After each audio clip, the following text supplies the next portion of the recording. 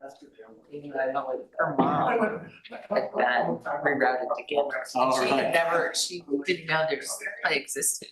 She was visiting. Oh, that's so California. cool. You have to go see this. Her mom passed, but you know, it's like. Good. Hang on, yep.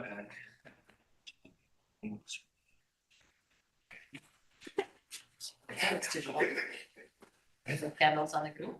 I don't, Oh, it was. I don't know. I think it's probably not, but maybe tomorrow, right? Yeah, my sister's high school had all. Yeah, for the first time I Good, heard. okay. Nick, are we good? Yes. Okay, right. I'd like to call to order the select board meeting for the town of Hanover, New Hampshire, October 20, 2025. Looking at the agenda, I turn to my fellow select board members. Are there any agenda items for which we would like to review? Agenda? No, okay. I mean, you got something on there twice. You got the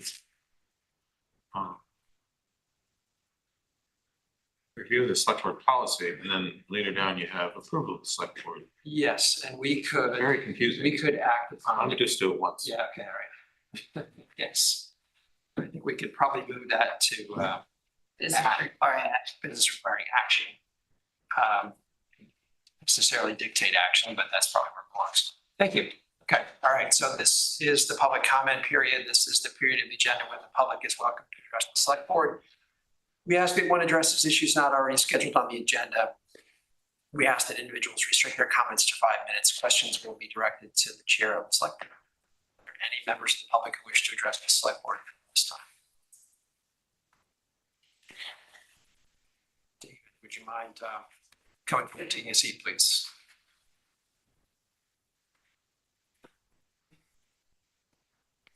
My name's David Mitzelite. Live at 93 Leavenworth Street in Hanover. Been there since 1984. A veteran, 25 years of service. A sworn oath to defend the Constitution from all enemies, foreign and domestic. For that reason alone, I have a duty to come to these meetings and let the public know that my family has been violated, our constitutional rights violated for 2 years, a month and a half. For hell. Today is a wonderful anniversary for me. My daughter was born 28 years ago today. Brought her home from the hospital, baptized her in Mink Brook, where we had baptized her sister Catherine 2 years before. We consider this water to be a sacred place that's to be protected. I've called upon the town manager to allow us to present evidence about the Tansy Tract right-of-way and the violations this town has made to my family's right to go up and down through the Tansy Nature Preserve. Also, the public has a right of way as well, especially to the baptismal that the Tansies created in the brook 4 decades ago, more. I asked to get on the town agenda, and once again, I've been refused. And I was wondering why that is this time, Mr. Callahan. So, David, I did respond at the last meeting, and I'm happy to repeat my remarks that you have spoken public comment many times. Since 2017, you've presented many of the same allegations of illegal activity repeatedly. The former town manager and the current town manager have provided detailed responses to your allegations. You filed complaints with the Hanover Police Department, Grafton County, state and federal authorities, elected officials. All agencies have determined that there are no actionable violations or grounds for enforcement. The Select Board, by its actions over the last 8 years, has reached the same conclusion. Well, the law enforcement you maintain, the state and the feds have never made any appearance here, never come to my property, never interviewed me, never interviewed you or the select board or the police chief or the town manager. Yet I've been trying to reach out, but you have it within your power to find out the truth. And I asked specifically if this board here that you've got hooked up to computers would be available to individuals as well as it is to the town. And I was told by Joanna Whitcomb that unless I get on the town agenda, I don't have access to that. So that seems like it limits my First Amendment rights, because I'm trying to get information out about the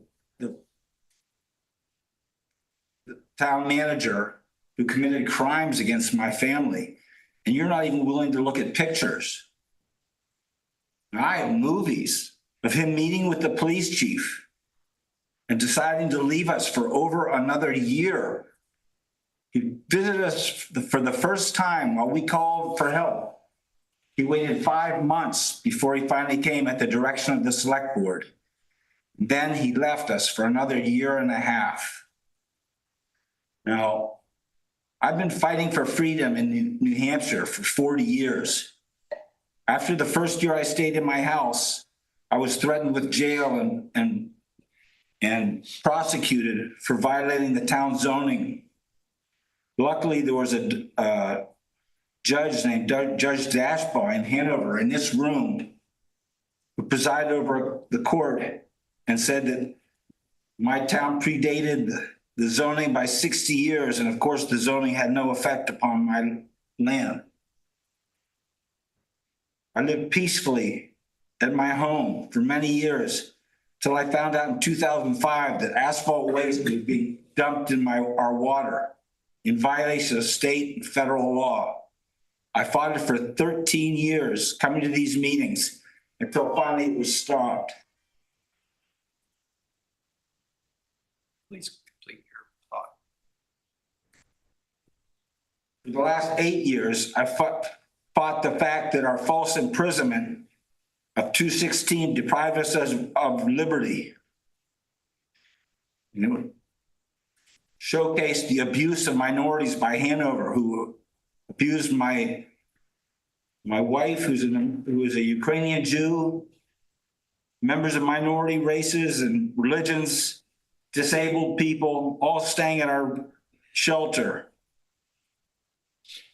were abused and restricted in their freedoms.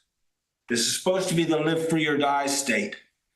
But if you won't look into the fact that people have been deprived of their civil rights and you leave it up to the state and federal government, when it's your obligation to protect us, you're not doing what you need to do in order to show the people of Hanover what has been done to my family.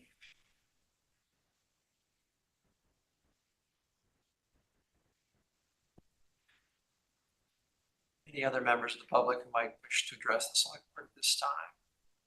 No? Okay, all right. We turn next to announcements and employee recognition. We have a fire contingent. Is there, that was not on the agenda. Oh, it's Delighted to have you. It's A. Oh, it's A. Yes. Number A. It's a super That's where important announcement. Yes. EMS Lifeline Silver Achievement Award to the fire department. Yes. Okay. All right. Thank you. Yes. I didn't realize you guys were going to be here in person. Chief. Yes. We have no cake. We should have cake. We should have cake. We have no cake. I'm sorry. I know a guy. Help us. I sent, I don't know if I'm supposed to say my name or anything like that. Please. Leif Jopek, firefighter paramedic for Town of Hanover. And we received the American Heart Association's Mission Lifeline EMS silver recognition. It's a award that recognizes emergency medical services that prioritize patient outcomes for specifically chest pain, stroke, and STEMIs, the ST elevated myocardial infarctions. And they have a set of 7 criteria that the American Heart Association has developed to improve outcomes for those patients. And the awards are based on your compliance with those 7 different items throughout the course of the year. So in 2024, we had greater than 75% success rate with all 7 of those items for the entire year. I think 6 of them we were at 98%, so very good there. But still only received the silver award only because you have to receive the award for 2 years in a row to reach the gold status. But based on last year's performance and what I can see from this year so far, I think we're on a good trajectory for that. Yeah, I wasn't really prepared to come up and speak. So, You did an excellent job. That was great. Congratulations. About the email, I think, went to you guys. Oh, there you go. So, do you have any questions? I can answer them. But Congratulations. Yeah. Thank you all. Thank you. So how do you, just elaborate a little bit, how do you get to this level? What's gotten you to where you are? those 7 items. Seven. the 7 items that we talked about are for stroke care, they do pre-arrival notification both for EMS and for the hospital. So our dispatch center, also out of Hanover, will notify us of a suspected stroke. And that kind of helps clue us into what protocols we should be following to care for those patients. And then we do the same for the hospital. We notify the emergency department as soon as we recognize that there are signs of a stroke. And the hospital has a new protocol in place where they reserve a CT scanner for us at the time of our arrival. Some of you may know that once a CT scan is started, it can be a quite lengthy procedure. There's not a lot of them at the hospital. So that advanced notification allows them to reserve a scanner and take it offline for non-emergent cases, so that as soon as we arrive at the hospital, that patient can be moved to the CT scanner so they can further diagnose what type of stroke they may or may not be having. We also have to document a last known well time, so that can change the course of treatment at the hospital based on a last known well time. And if they don't have that information, it pretty significantly limits, in my understanding, the types of treatment that they can do for those patients experiencing a stroke. We also evaluate a blood glucose for all patients suspected of a stroke. Hypoglycemia can mimic a stroke, and so they want to know right off the bat, are we correctly narrowing down these patients? Because again, we're reserving a CT scanner, and there's quite a lot of people at the hospital who respond when we arrive at the emergency department. And then on at the chest pain side, we have to do a 12-lead EKG within the first 10 minutes of our arrival, which that's probably the hardest thing for us to do, because in 10 minutes seems like a long time, but when you have distressed family members and a lot of scene complications, that's one of the hardest things for us to achieve. Usually when we do miss it, we're at like 10 minutes and 30 seconds, unfortunately. So still pretty good. And then aspirin administration. Aspirin's been proven to be a very good treatment for minimizing the effects of a myocardial infarction. And again, we also pre-notify the hospital when we have a STEMI patient en route to the hospital. They have a good cath lab team for placing stents throughout the days, but my understanding is they all go home at night, so they need to be notified early so they can come in and perform the procedure. So we meet all 7 of those criteria. We have to have at least 4 patients in a year. We well exceeded that. Stroke and STEMI patients make up a surprising number of our calls here in Hanover.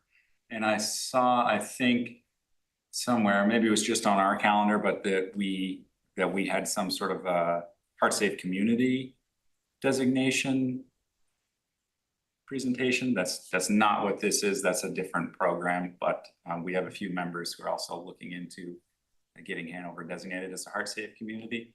There's like 13 other items that need to be met to get that designation.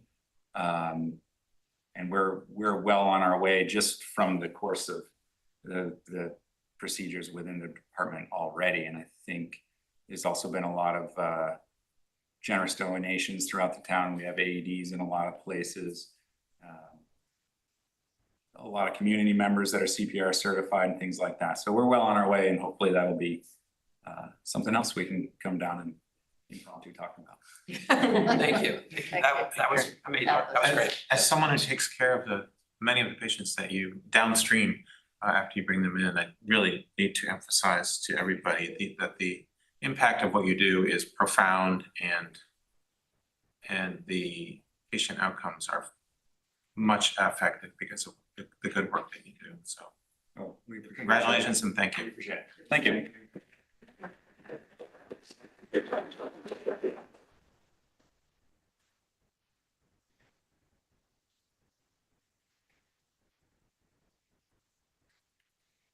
We're at the point in the agenda where we recognize the 5-year anniversaries. We have none this month, but I do want to point out 4 of our employees that are 10+ years. Michael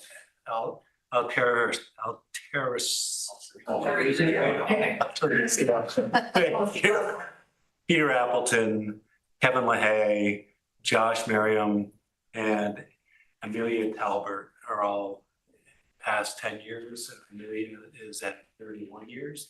And congratulations to all of them, and it's a credit to the town for having these types of employees with long-lasting longevity. So thank you all. Thank you.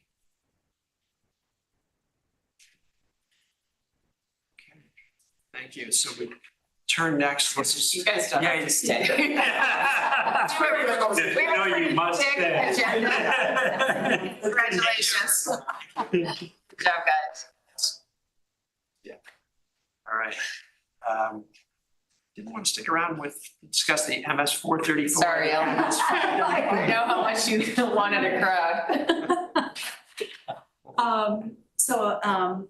This section of the meeting will be talking about a lot of numbers, and I did send out a lot of numbers and some narrative. And so tonight what I'd like to do is just touch on some high-level comments on each of these analyses in the 2 documents from the Department of Revenue Administration. What I will do is I'm going to start with taking a quick look at where we are through the first quarter of fiscal year 2026. And then we're going to flip it up a little bit, because then we'll move on to the 535, which is a look at our performance against the budget for fiscal year 25. That will give us a first look at the undesignated fund balance. And then we will move on to looking at the 434, which is where we have an opportunity to adjust our estimation of our revenues for the current fiscal year that we're in. That becomes an important part of the tax rate setting process. So I think it'll flow well that way. Taking a look at our Q1 performance, it is a little bit hard to look at the numbers this early in the year because, as I term them, the lumpy activity of many of our revenues as well as some of our expenditures. But we are a quarter of the way through the year. So at that point where we are today, we do have 87% of the budgeted revenue outstanding, while about 66.5% of the appropriations are unspent.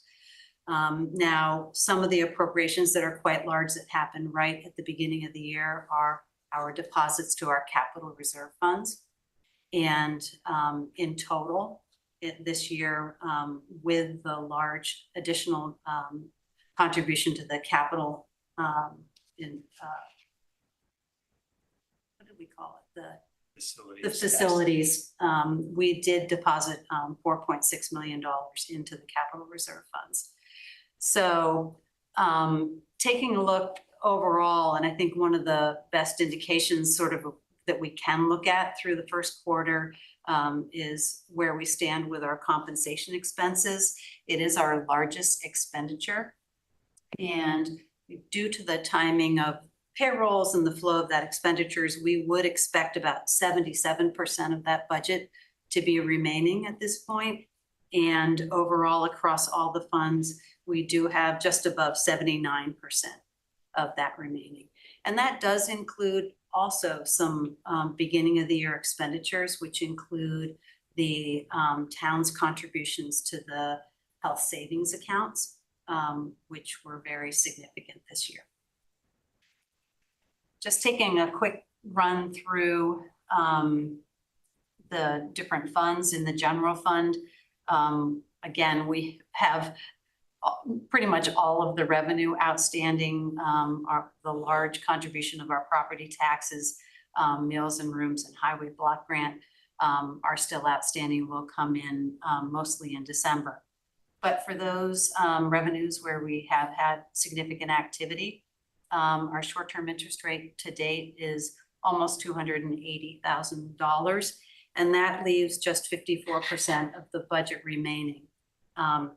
And just tuck that in the back of your mind, because we will touch on that when we look at the 434 and what we're recommending as far as looking at the full year short-term interest rate. Definitely taking into account a lot of uncertainty there. The planning and zoning permit fees right now are at 170,000 or 80%, but in talking both with Jen and Rob, we still do expect to realize the full $850,000 of budget. And then motor vehicle registrations are just pretty much right on target at 74% of the budget remaining. Ellen, can I ask a question? So Yeah. the first line item, state of New Hampshire, it's still 90%. Is that lumpy? Does that come in lumpy from the state?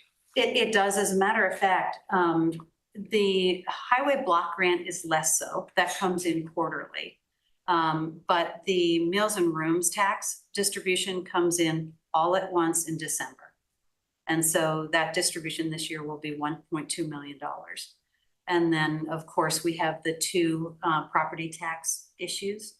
You know, the property taxes are recognized all at once. And right now, where our budget stands, that's the property taxes represent $13 million of revenue.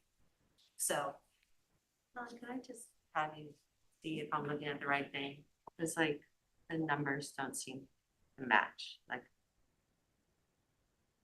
the transfer to capital is like 2.7 instead of 4. And Correct. So what Jenny is looking at the summary sheet that I put together. And so the 2.7 is for the general fund, and the $4 million figure that I had mentioned is across all of the funds and would include fire, parking, water and sewer in particular. like planning and zoning, I only see the budget at 254 instead of 8. So that's, so again, this is not the revenues are down below, and that's so it's right in this section right here. So right there, yep, thank you. You're welcome. Bear with me 1 second. And then again, on the appropriation side, the employee compensation have 77% remaining. So I'm definitely comfortable with that. For the fire fund, again, their revenue is pretty much 92% attributed to the property taxes. So other than that, all of the revenue categories are on track. The remaining appropriations for the fire fund are right around 73%, with their employee compensation remaining at 76.3. And again, at this point, just looking at the operating costs, and that's kind of a recurring theme. Right now, through Q1, we're really in good shape. I just think one thing to tuck in the back of your mind as we move forward through some of the other reports is that, again, for each of the funds, the compensation to date is very much in line with what we would expect. I did take a look at, for the water fund, was the one fund where the compensation remaining is at 73%. They actually have spent a good deal of their overtime budget to date, and that had a lot to do with the nighttime work that had to be done in repairing some of the water lines and some of the other work that needed to be done. So, again, instead of just repeating myself, do you guys have any questions on the Q1?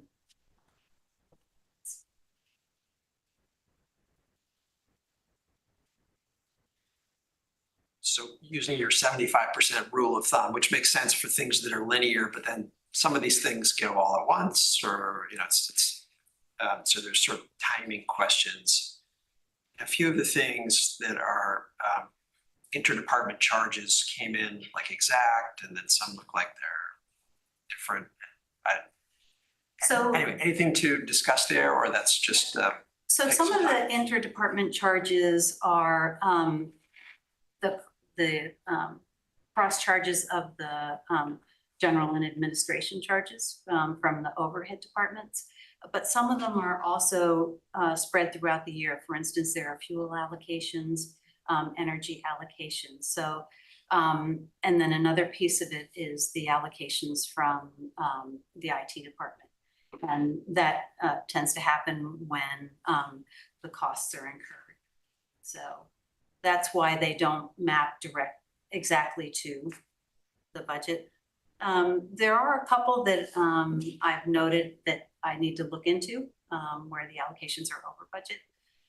So just taking a look at that. And that's, you know, one of the great benefits of, you know, doing this analysis quarterly. I look at the, I do comparison to budget every month, but to really do a deep dive is really helpful.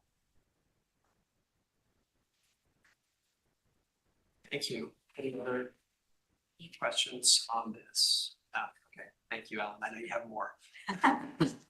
Next set of numbers.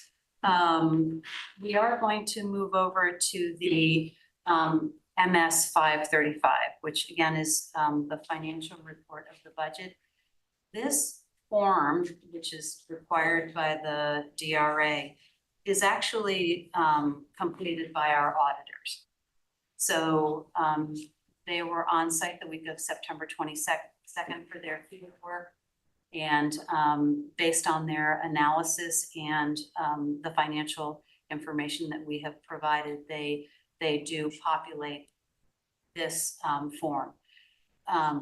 It has a lot of information on it, but the key piece of information that we'll focus on really is the undesignated fund balance that they're projecting as of the end of fiscal year 25. And one of the things that I definitely wanted to call out was we did have a surplus in fiscal year 25 to the extent that not only did we not need to use the $458,000 that were budgeted as use of fund balance, but we actually increased our fund balance by $2.4 million, approximately to $7.4 million. So that's a very large increase. Why did that happen? We did have some additional overperformance in our revenues, some that were not taken into account when we went through the fiscal year 26 budgeting process. Most notably, there was the overperformance in the planning and zoning permit revenue. And so that was a big factor. But as I mentioned before, our short-term interest rate revenue was $364,000 above budget. And we also overachieved in our state sources. Now, we did have some offsetting items to the revenue, including the non-use of the fund balance, and we didn't use all of the capital reserve appropriations, so we didn't have the offsetting revenue. But really, the biggest driver to that increase in the fund balance was our underspending on our compensation, which, and the undesignated fund balance that we're talking about is only for the general fund. So within the general fund, our compensation expenses were underspent by $1.4 million. Now, that is a large sum of money. We had a lot of openings throughout the year. I did quite a bit of analysis for our auditors on this, and you know, back of the envelope, at times we had as many as 21 openings. Now, the biggest drivers, the departments that were the biggest drivers in this savings were planning and zoning, where we continue to have a couple of openings, and Rob stepped out of the department, and that the director position was open for 8 months. Police, where for a long time we have not been fully staffed. And then the DPW highway department. Now, one thing to keep in mind is that this compensation number is all inclusive. So it includes benefits and also our retirement contributions. And so when you burden the salary, it actually makes sense that we were under by $1.4 million. But I think one thing to keep in mind is, as we look at our performance through Q1 and where we're close to what we would expect to be, we're now much more fully staffed. I believe at this point we have 7 openings, one of which maybe is part-time. And so I do not expect that at this time next year, we will be having the same conversation. Now, through our quarterly updates, if we do end up with more openings, then we'll have that conversation throughout the year. But again, I think we're, really feeling fortunate that I believe we have 1 opening for a patrol officer. I believe that dispatch is full. That's great. A couple of the individuals are in training, but dispatch is full because they also throughout the year had many openings. And DPW has 1 staff, but that's also in the water fund. And that was somebody jumped to the highway division from utility. Well, that's great. Yes, please. So my recommendation is that we approve the 535. It is in the signature folder. And again, it's there aren't any really decisions to be made on this because it is presented by the auditors. But again, I think having the perspective and understanding what drove that very large increase in the undesignated fund balance is really important. And having a really good understanding and knowledge of it will be really helpful as we move into the 27 budget process. Thank you. Do you have any questions on the 535? If not, I would ask that the board formally approve 535 as presented. So moved. The second. Second. Okay, further discussion? No, all those in favor? Aye. Aye. Approved. Thank you. Thank you, Ellen.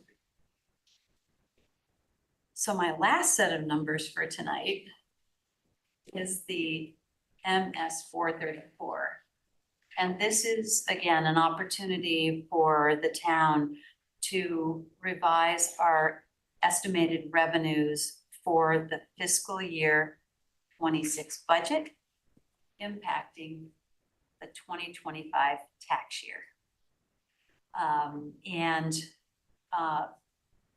Taking a look at categories of revenue that might potentially provide opportunities for increases. I'll walk through why Rob and I are recommending that we do not change the current budget. For the short-term interest rates, with 2 interest rate cuts potentially before the end of the year being signaled by the Fed, and then additional uncertainty for the first half of 2026. We're recommending that we keep the short-term interest rate revenue at $600,000. Now, through the first quarter, we're pretty close to half of that. But based on some pretty conservative calculations, it depending on the number of rate cuts, there is a projection that I can see that falling to below $600,000.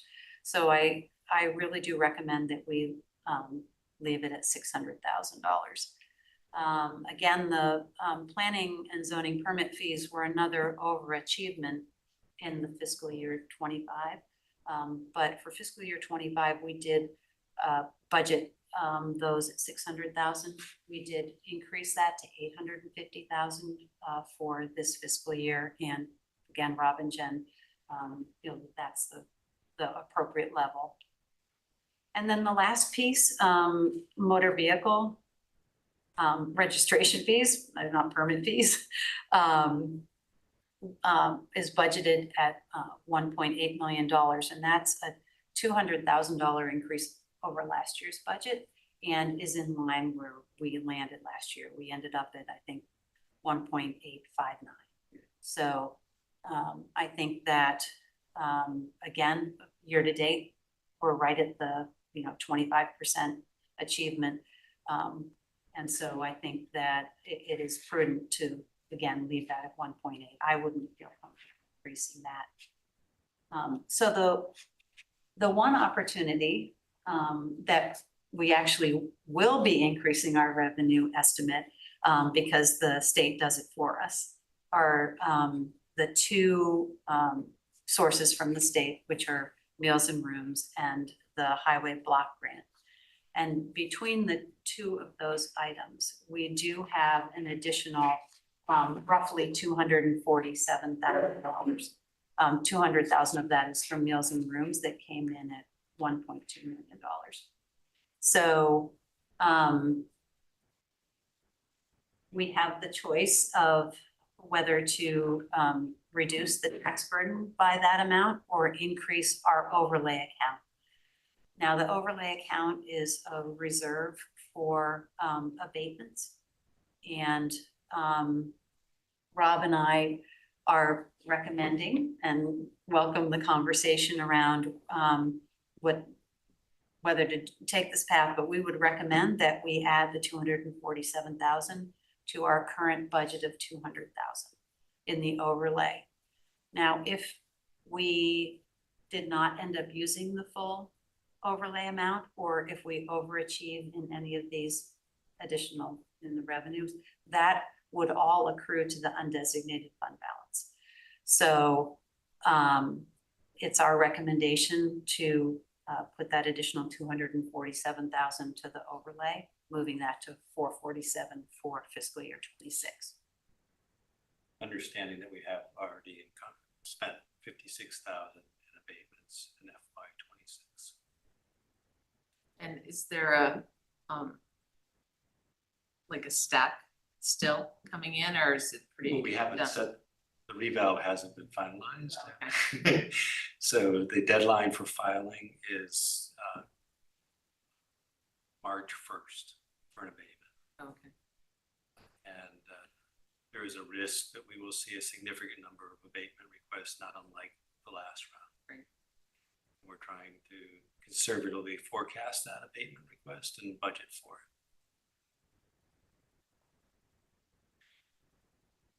So thank you very much for all of that. I did, sorry, go ahead, yes, questions?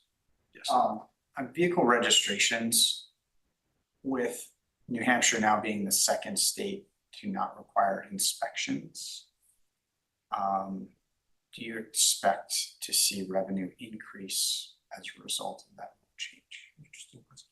Oh, interesting question. So for example, Yeah, highly modified supercars are all registered in Montana. Montana, yeah. I think it'll just be a boom. No, I mean, I think it's a really interesting question. I don't know. And we can certainly, I don't know Look at what you that. can do. I think we Yeah. can pair. I just didn't know if there was like a rumor mill among municipal finance people. So you think the revenue might go up? I don't know, maybe. Then you don't have to. Maybe in the front get an office, not down in inspector. the basement. Montana's got all the really cool cars Yeah. registered there. They don't live there, but they're No, registered. yeah, Wow, they're in warehouses with Montana plates. Interesting. I didn't know that. The uptick in registration, I think, is directly in response to the risk of tariffs and new car purchases. And then, of course, the registrations need to be renewed, so. You sure it's not just from It's- making the moped people register? I'm- That seems to be significant. I can, as one of those who jumped with a car that was 8 years old and 140,000 miles on it, panicked. I purchased a car for fear that the terrorists would destroy the inventory. I think we. Did you have another car then? I sold it. Oh, well, you still have one registration, but I guess it's a little bit more because Went from newer $64 cars. to $200 and something New dollars. cars. Or $400. cost more. So in thinking about this question of retainage for the overlay versus let it go to the tax rate, I just put some numbers together, which I hope you can see on the screen. And I think Ellen gave a quasi blessing to these, so I think they're correct or approximately correct. Or anyway, to, yeah. Yeah, so there you can see the undesignated fund balance at the end of June, actual at 7.4 million, call it, versus 5.2, so 2.2 million to the better. Voted from fund balance is exactly as budgeted. So the fund balance was budgeted to be 2.6 million. It's 4.8 million. So again, 2.2 million to the better. And below that is the overlay. We had budgeted 200,000 overlay. The staff recommendation is to add 247,000, so we'd have 447,000 of overlay. The way to think about, or the way we have been thinking about this is relative to prior year spending less capital reserve fund dollars, so about 18.4 million. So we had budgeted, you might recall, just under 15%, which was kind of the upper threshold of what we said was the range, 10 to 15%.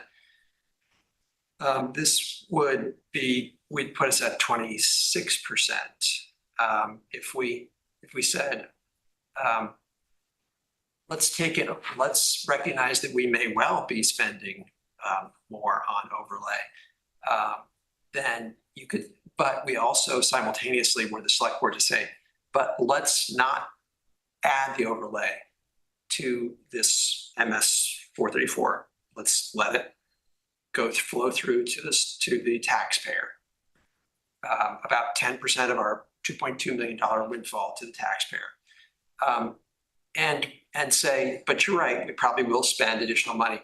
Then the undesignated fund balance would drop to 22.3%, still way above our guideline.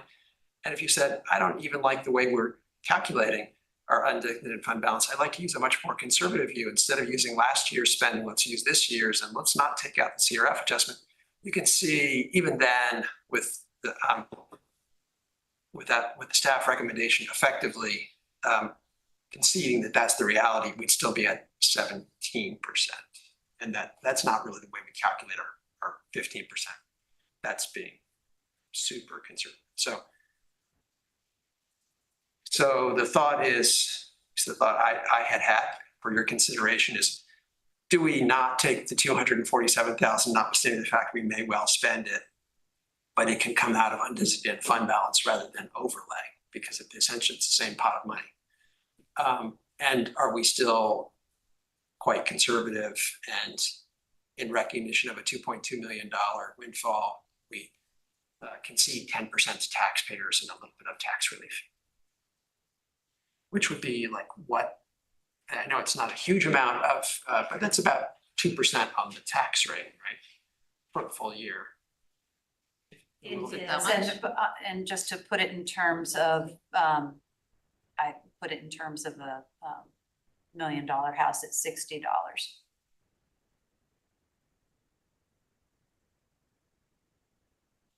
I'm sorry, say that again. $60. So it's The impact on a $1 million house of that change is $60 in their tax. When did we stop talking about $400,000 houses? Well, when they stopped existing in Hanover. yeah, I mean, that, you can cut it. Is that what we're talking about? Is that our average? You know, it's interesting. I have not talked to Norm after the reval for what the average home is, but I believe the last time and through the budget process, we were talking, you know, between 600,000 and 700,000, Yeah, and overall, the assessment went up by 44%. 4%, so. So we're at $1 million. So, Wow. Can you just explain the overlay in dumb person terms? I can do that. So essentially, it's money that we set aside to deal with the people who are coming in and saying, hey, you assessed my building, my home or property at a too high, and they point out why. And then the advisory board of assessors says, oh, you know, you're right, or oh, we agree, we'll give you 200. And so what happens is we lose tax dollars, like we lose money, and this money that's in the account covers it. Is that? And where we're at right now in the process is the initial assessments went out. Norm has had a bunch of meetings. They still have, homeowners still have time, or taxpayers still have time to. The final bill hasn't gone out though yet. It'd be the November bill, And- once the tax rate is set by the state.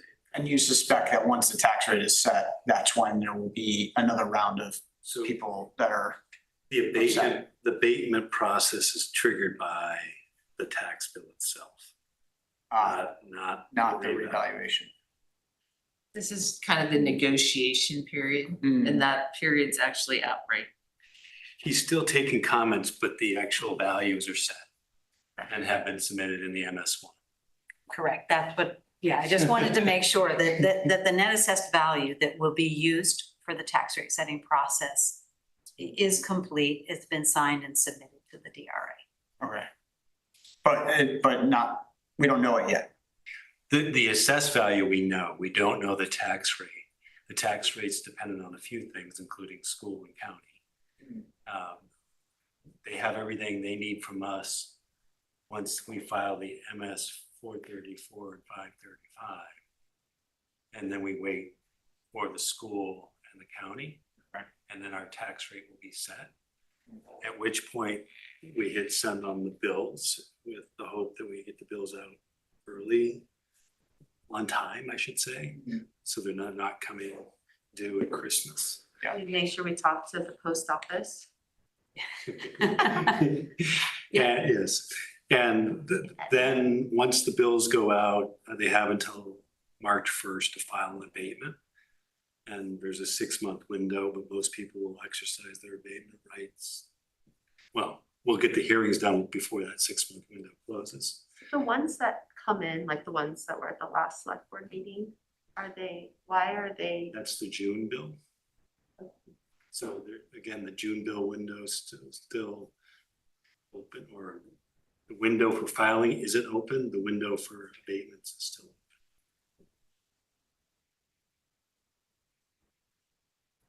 So I think we're through the June abatement requests now. And the last two that you had were a negotiated settlement that precluded legal action that was also filed simultaneously. So that went away with that abatement. So essentially extra 247. 247 is like an insurance policy, right, for the town.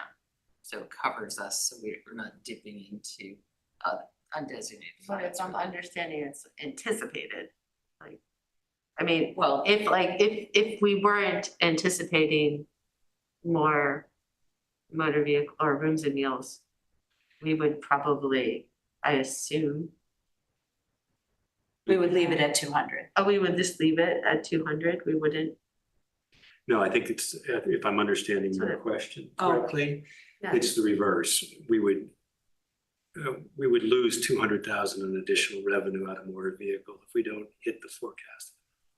We estimated this year 200,000 more than 2025.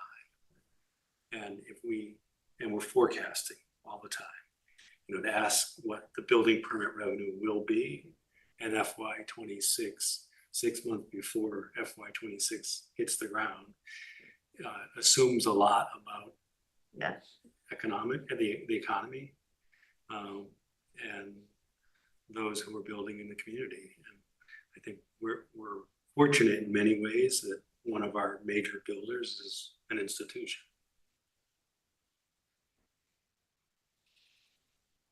So the short answer is we're forecasting. We think we can hit these. They're conservative numbers, but we think we can hit them. With that, we would have $247,000 available either for the overlay or to buy down the tax rate.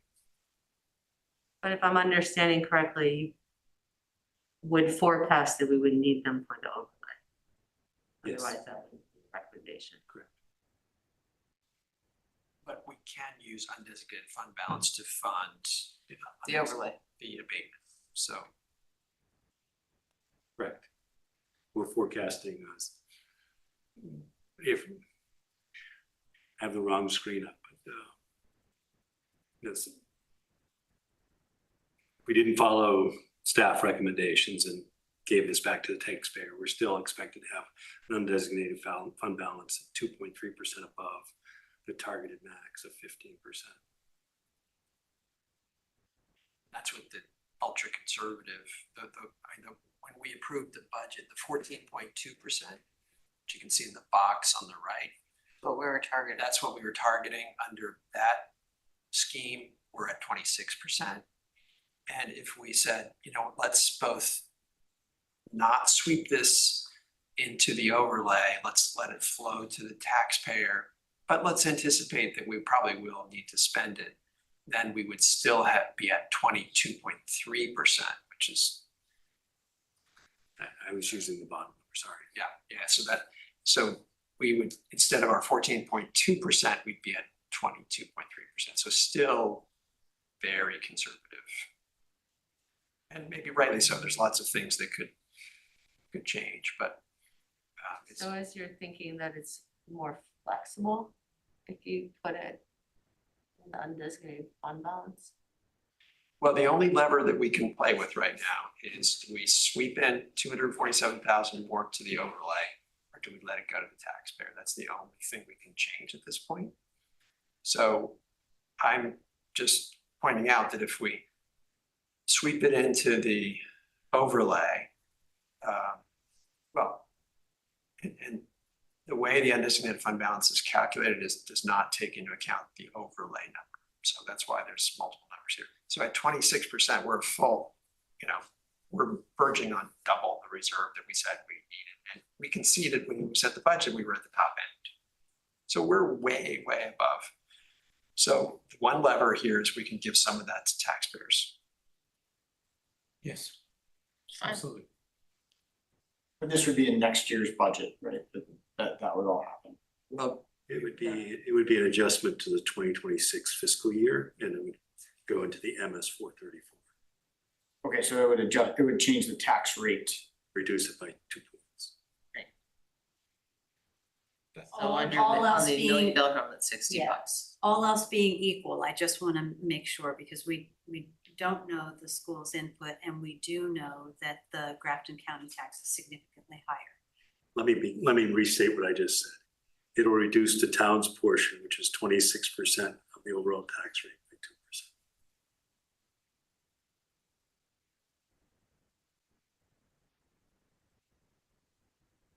That's. I mean, we keep reminding us this. That is in line with our undesignated fund balance policy. As staff, are you disappointed in that direction that we're discussing? No, I'm just excited that we're having the conversation. Yeah. I mean, I think it's a really, really good conversation. So, I'm grateful that we're here and not the other side of this conversation. We've been there. Yep. So. Is it within our undesignated fund policy to be? What'd you say, at- Jenny? Is it within our policy to be at 20%, like, or 22%? No, No. I mean, our goal is not to be that high. Yeah, I 10 thought to it- 15, right? But we don't have. The only We don't have reason- control, this is It's the only forecast. lever we have at the moment. So when we go through the 27 budget cycle, we'll be recommending and having this discussion as to how we bring our undesignated fund balance into Right. alignment. And with so- this Yeah. capital. So like what we did, we Yeah. put 4.6 into the facilities fund, Right, 4.6 million. So we'll do, perhaps we'll do the same next. 1.7. So, Sorry, I was like, I that was a think- lot. my other So- question is, and this might be a very silly question, but why can it only go into the overlay? Is that the only one that? So there's the options overlay or back to the taxpayer right now. Anything else we have to do through town meeting. Okay, so there is just a clause There's two. that allows you to go into that overlay. Yes. The only two levers we have tonight. So I say we give 2 points back to the taxpayers because we don't, our policy is really clear, 15%, and we can control that now. I mean, that's all we can do. I would ask that the board consider, I'm sorry, I don't want to cut the board's discussion off. What you consider a motion? Yeah, I would offer that the board consider the following motion, that you amend the MS 434 to represent the 247,426 being adjusted to reduce the tax. It's complicated. I move what you just said. I'll second that. Okay. Comments or questions? And we don't want to go more, do we? You can't. You can't. That's the next budget cycle. Because our designated fund balance is still very high, Yes. but but that's just how it is until next year. Okay. And you'll have the opportunity to have this discussion in January, February. And if we have lots of abatements, we can use money from the undesignated fund balance. To cover it. To cover it. And so we may Yeah, not this have, Seems like a no-brainer to me. this took me a while to get. Me too, it took me a long time. I'm still out in the lobby right now. Okay. Oh, so I guess Okay, so Maybe question. motion, yeah, okay. I can do it. All right, any other comments, questions? No? All those in favor? Thank you. Thank you. Thank you, Ellen. Thank you, Alan. Thanks, Ellen. Ellen, I will, Oh, you need signatures now. well, I need signatures on the 535 is 535. done. Yes. It is, do you want me to create the 434 and bring it back up? If that's easiest. It is easy, because, Okay, 'cause because we're all there's still there. more public. Yeah. Yeah, so I'm gonna go down and actually create the 434 as we discussed, and I'll bring it back up for your signature. Excellent. That's efficient government. Efficient government. That's right, Yes, it get is. this done. Thank you very Thank much. you, Ellen. Great Thanks, Ellen. conversation, I really appreciate it. The big load of an agenda. Lots. Yes, it is. There like an RSA that talks about that. We'll get you that. Thank you. Yeah, I definitely. read that. Thank you. Yes. It's probably the specific. Yeah. We'll get you that information. I'll be back. the hospital, and she was calling me, but I don't think she's still calling. Waiting to see what she says. Bear with me a moment. Just spit out. He's talking, Oh, you know, like. Yeah. I know. Next, Probably next, yelling at her. next on the agenda is the Same Howe. And I don't think we're going to evolve our position much to, Jenny, if you did want it, it's not a bad time. We're probably not gonna get much done in the next few minutes, but we are gonna talk. So up to you. On the Howe, we have evolved the documents before you from the last time and actually but what is still missing in this conversation is Schedule A. So I'm sorry, I'm kind of jumping around. For those are in our listening audience, we're discussing the memorandum of understanding between the town of Hanover and the Howe Library Corporation. We requested this town to have a partnership between the town and the Howe Library Corporation. We have been working effectively together for I think over a century. There have been a number of statements of understanding between the town and the Howe Library Corporation, the last of which was signed by Julia in 2020. And that's in the packet. And very helpfully, thank you, Rob, there is a comparison of the draft MOU with the existing SOU, which is helpful. There are still, however, a few things that might be better ironed out before we move forward with this. Specifically, there is a Schedule A, kind of a baseline condition report that's mentioned in the MOU. Probably flesh that out. Because right now it's part of the MOU, but it's not part of the MOU because it's not complete, it hasn't been developed. And I think we have something like an $850,000 capital spending request on the docket of the CIPC. And it would be good to discuss that with the Howe in terms of is there going to be any splitting of that or not? And how does that factor into Schedule A? So I think there's a few things we may want to iron out before actually formally adopting the MOU. Okay. So my recommendation would be to come back to this item. We will move forward with producing a Schedule A and bring it back to you for your consideration. Great. I just have a question. I feel like 2 select board meetings ago, we talked about the reconditioning study as like the baseline. Is that how Schedule A would be developed? It would be the framework for Schedule A. The So I see conversation. that they're a little different. Yeah. Like one with exceptions and one's right.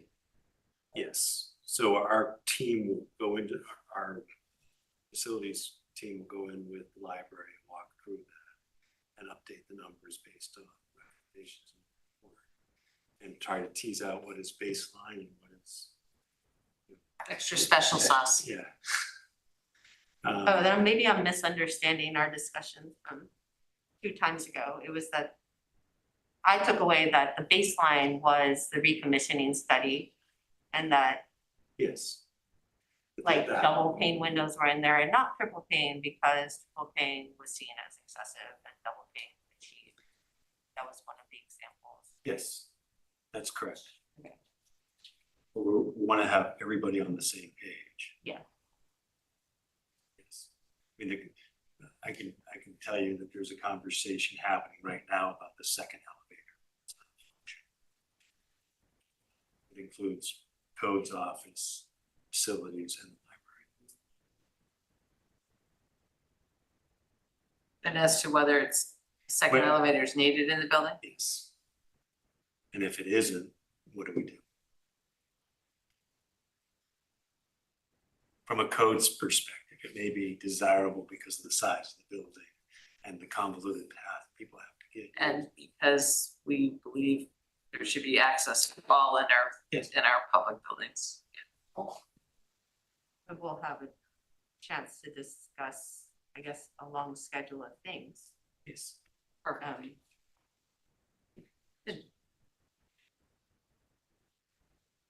Second. What are we doing next? I think we're doing. We're gonna skip over the select board policy on the role of select board committees. We're gonna take that up under business requiring action. Oh, yes, that was my request. That was your That was your request, recommendation. yes. I was all ready to talk about it. Gracias. So unless there's anything else on the Howe Corporation, didn't mean to have any questions or comment, but let's just anything else. Let's move on to the ordinance number 38, which is related to fair and impartial policing. We have a public hearing set for November 3rd. We voted on that, and that meeting is set. It's tentative until you formally give me the green light on the language that you want to present. I see. I had one more question about the library, sorry. Okay, sorry. Party. Is the idea that it comes back at our next select board meeting? I will find out what our staff capacity is. I know we're running hard to get the garage up and running and the electric finished here. Yeah, And it's taking a lot of resources, so we'll see what we can do. yeah, and do we? It won't be the November 3rd meeting, I should be clear. It will Yeah, not be. that's what I was thinking of that and that, I know the chair of the CIPC had asked for the select board to produce an MOU, and I'm not sure. We can certainly share the draft. I don't want to lose sight of the fact that when we teed up this capital reserve account, the Howe Library's expense of $840,000 was one of the examples in the town. And so as we marched down this road, there was an effort to recognize that expense was coming up. And we $1.72 million of capital reserve based on discussion that happened in this room and a vote of town meeting. Right. Okay. All right, let's turn now to ordinance number 38, and this is a discussion that will for a public meeting, potentially for November 3rd. So it's a draft in the packet, and Rob, did you end up receiving any revisions that are Substantive. Yeah, I believe I did. Well, since you sent it again, I didn't resend Oh, you're my original comment, which, like, I don't think that we should include, I don't think we should be discussing even anything that's beyond what the state is requiring. So I think when the state, and the state is requiring specifically from the select board. And when it comes to town officials, it's only requiring that we don't control what the police do. So I think we should not say, we shouldn't have a requirement that we don't impede or prohibit. We should have just the requirement that we don't remove the discretion of the police. Does that make sense? Do you need Can you, specifics? Where, it does make sense, but where are you talking? On the open.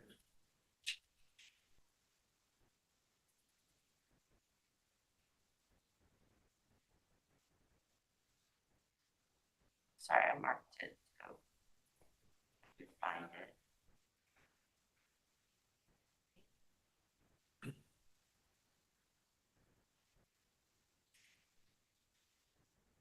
while you're looking for that, just and for the benefit of our vast listening audience, we are undertaking this discussion because on May 12th. It's on TV. It's on TV. We haven't, There are people who actually watch this.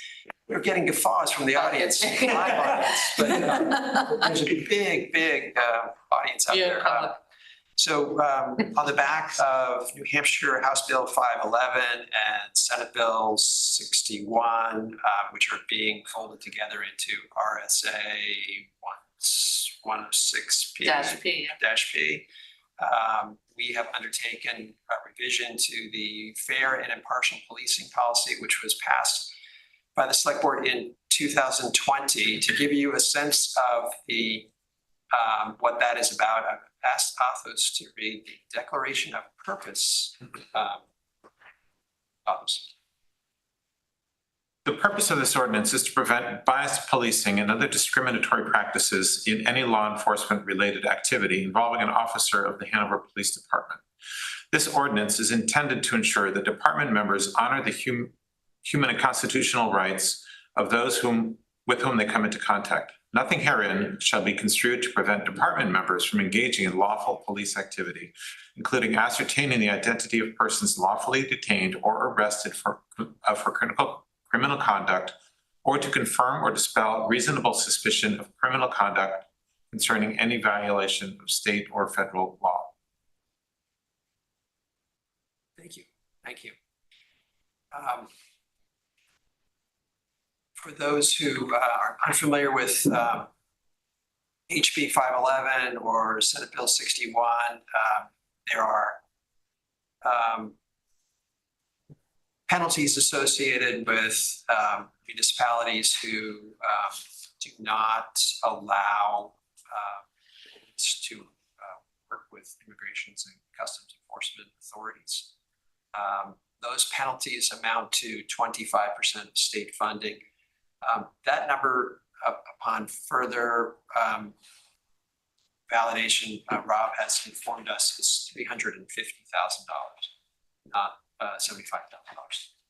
So we should just be aware that that is the penalty, because it's 25% of rooms and meals tax, which is a big number. We talked about that before, 1.2 million, and also from state highway grants. So that works out to about $350,000. Okay. In 25% of, yes. In Senate Bill 511, which you, David, it was House Bill 511. House bill. Sorry. You put in our packet, and I apologize, it's somewhere. They were also talking about the AG being able to sue and Us. contempt issues as well. In addition to the, I should have outlined it, I'm sorry. Oh, here's 511. Yep.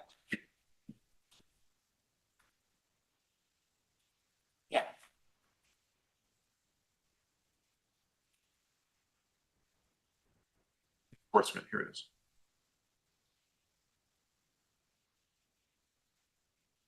The AG may file suit against his local government entity or local law enforcement agency in a court of competent jurisdiction for declaratory injunctive release for violations of this chapter.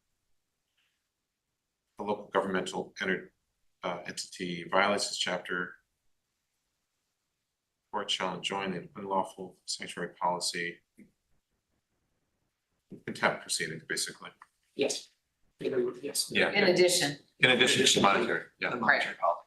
Yes. Correct. so essentially what we're doing is we're trying to avoid that by picking the language, so Yeah, but it's crystal clear that the Hanover PD will cooperate with ICE if there are reasonable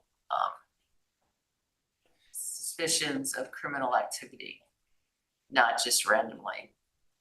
And actually, And a warrant, a judicial warrant. a judicial warrant saying that in fact, right? But it's a little bit different, because the warrants that they refer to are warrants, administrative warrants created by ICE. So they're not judicial warrants in that they're coming from a traditional court of law. They're coming from like an immigration area. So they're not the same as a regular criminal warrant. They're immigration warrants, and they're specifically warrants for people who are violating immigration policies. You're talking about in Like, HB 511. 200 and, well, the actual, they call out the names of the warrant in here. What page or what section are you? I was in the other section. The Section 6, I believe. Our document or HB 511? Our document. Our document references the forms that are referenced in Yeah. HB 511, so Form I-200, I standing for immigration, and Form I-205 for successor. Those are, Not criminal. well, those are internal documents produced by ICE and authorized by immigration judges. They're not produced in a court of law for Okay. criminal activity. But- So I think that's just clear to know, because we should just know what we're doing. That's all. Yeah, it's interesting because HB 511 actually refers to inmates. So it's talking about those who are in custody of the law. So you've already been arrested presumably for a criminal, arrested by local authorities, and the detainer has to be, so I think this relates to, if you read it, if an officer in the department receives an immigration detainer for an inmate in custody, and therefore someone who has been arrested, the department shall comply with the detainer to the extent required under and the lawful warrant for the detainer coming from ICE. But that's different than police working potentially together with ICE under a judicial warrant for a criminal act that does not pertain to status, but rather to a separate criminal act. That would have to be a judicial warrant. So just distinguish those two things.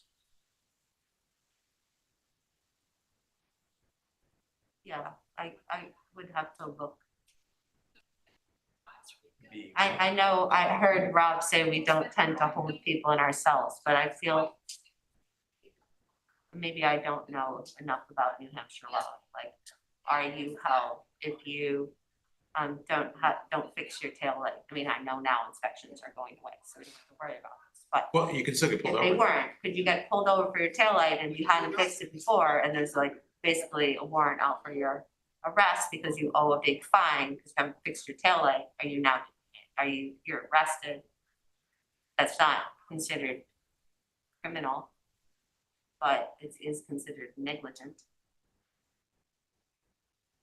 Yeah, I don't know that you'd be I arrested. I'm just- not sure you'd be arrested for I'm that. just but- not sure that I guess there could be a warrant out for your arrest if you fail to appear. Failure to appear is a pretty common reason that there's like a warrant out for someone's arrest, and the failure to appear can be over like a various form of a ticket. Doesn't have to be for you were picked up for criminal activity. But your point is that in general, people have been arrested presumably with some probable cause.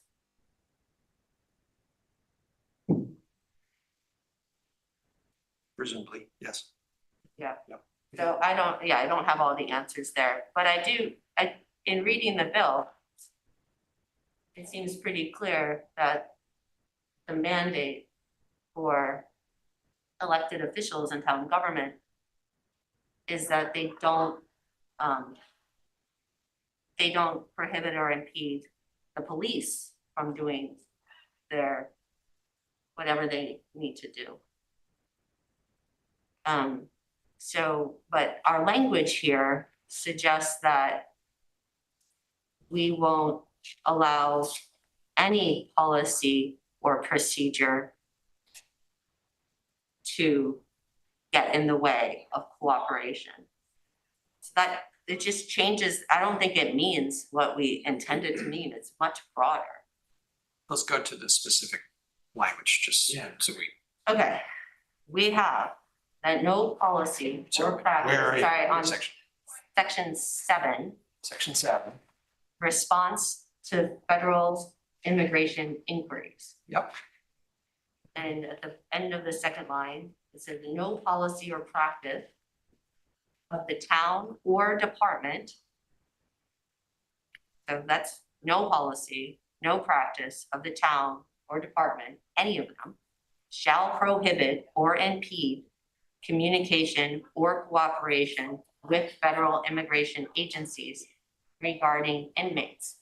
that takes away the discretion of the police to decide how they communicate with ICE.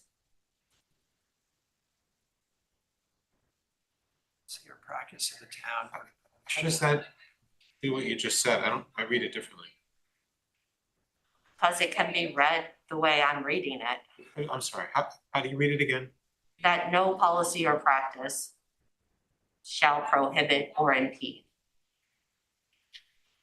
So- Or cooperation. Yeah, and then, Regarding inmates though, so we're assuming that they're inmates because there's been a criminal. right, but that's up for, it's not up, we don't need to say that.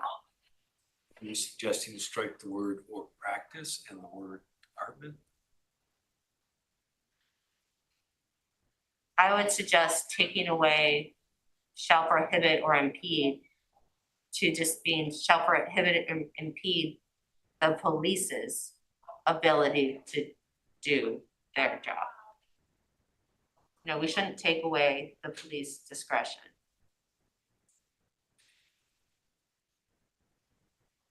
Isn't that what it's saying? It is what it's saying. No policy shall prohibit or impede communication or cooperation. With ICE. I think she's suggesting shall impede the police department. Is that what you're suggesting? That's what, sorry, I abbreviated that. Well, No I policy or think- practice of the town or department shall prohibit or impede communication or cooperation with federal immigration agencies regarding inmates. Right. I think we should eliminate shall prohibit or impede. And instead put shall not take away the discretion of the Hanover Police Department to communicate or cooperate with the federal agencies regarding inmates. Because that is the requirement of the law and doesn't have any ambiguity as to whether or not it could be read more broadly. I'm not sure how we got to this language. I'm sure it was a combination of Rob and Laura, but I read this completely differently. I read it saying, I'm pretty clear. Oh.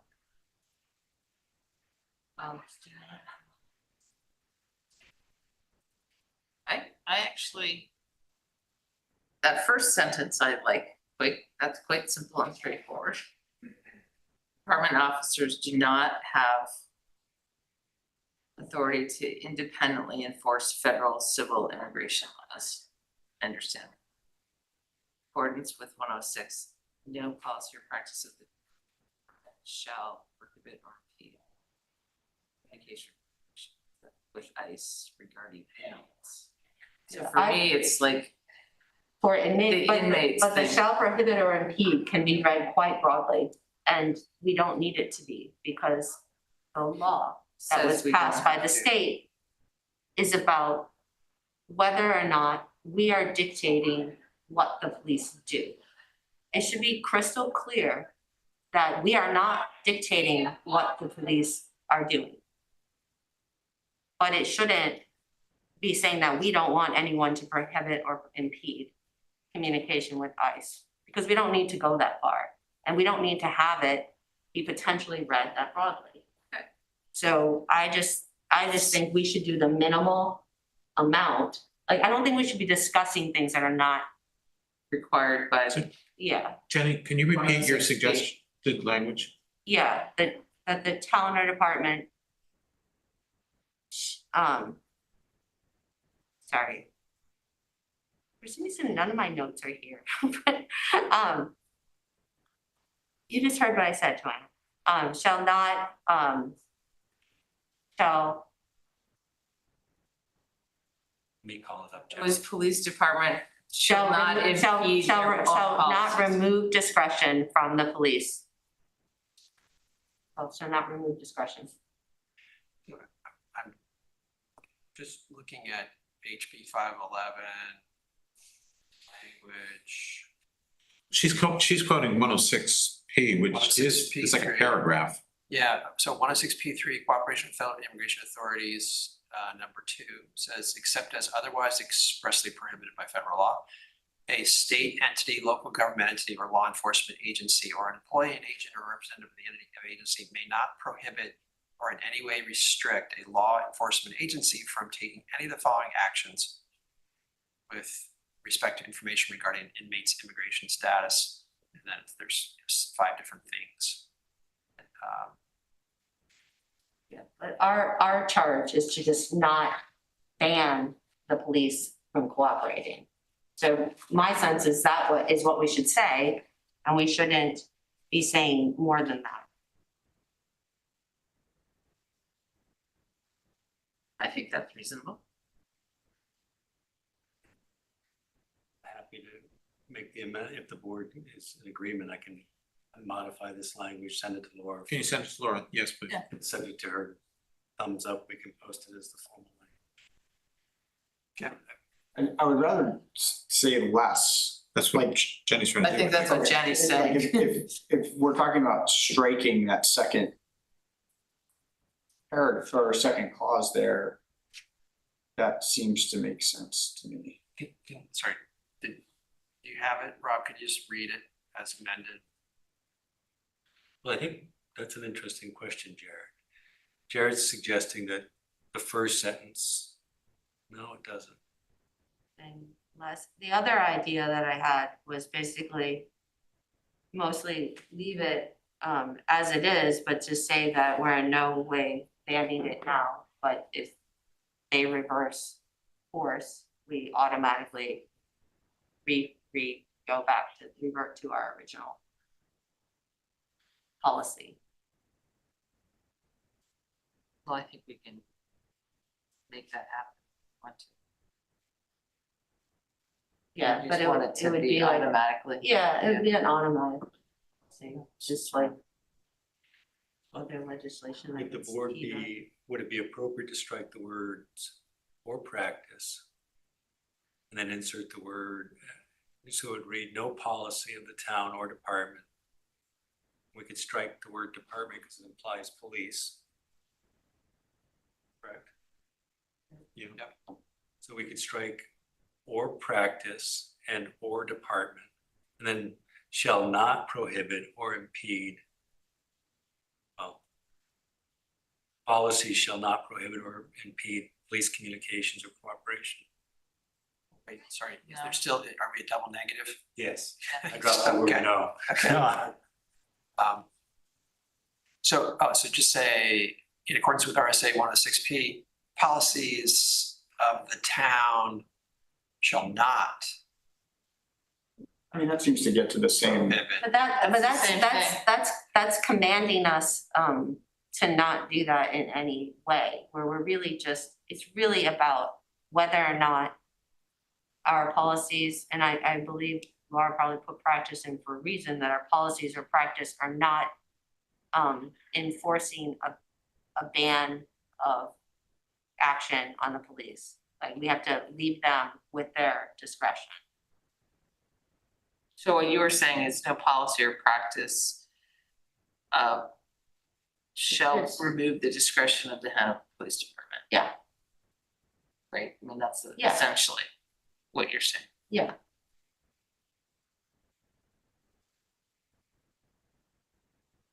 No policy or practice of the town shall override the police department's discretion to communicate. Yes, I read it before.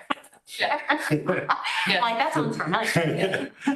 I found it. So, Yeah, I don't know where my. so are we like in accord with having Laura like? Yes, Yeah. Laura Good, Lisa. and if it's then, The were proposed, there other things? the proposed language would be 7, no policy or practice of the town shall override the police department's discretion to communicate or cooperate with federal immigration agencies regarding inmates. Okay. Fine. Sure. That actually is easier for me to understand too.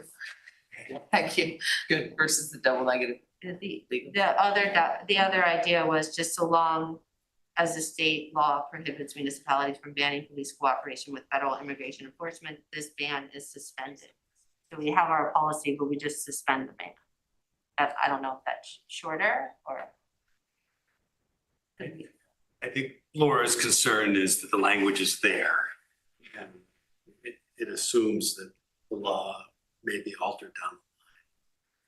So let me run it by, I can run by both, but I need, what I'm trying to impress upon the board is if we don't set the language tonight, subject to town council's approval, we can't schedule the public hearing for November. So I would stay away from the ban reversal language, just because I do think it less is more, just in this case. If circumstances change, we will definitely revisit this policy.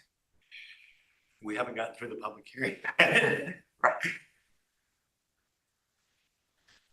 There was like a little, it's not quite a typo, but there's a clause where they talk about passengers. And I think it needs motor vehicles, because it kind of comes out of nowhere. And then it talks about motor vehicles later. Sorry.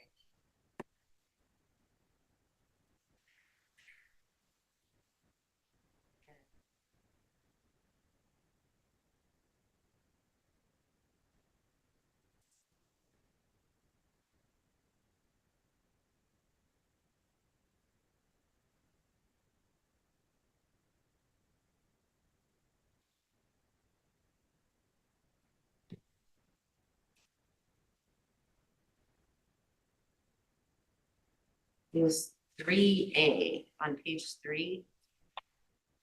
The department officers should not ask passengers, You want to say vehicle passengers? passengers of motor vehicles. I think you're right. Just, we don't know what passengers is. My other question was, maybe this is, like, the planning board always wants everything defined. And we talk about human rights and constitutional rights in the declaration of purpose. Are those things that need to be defined?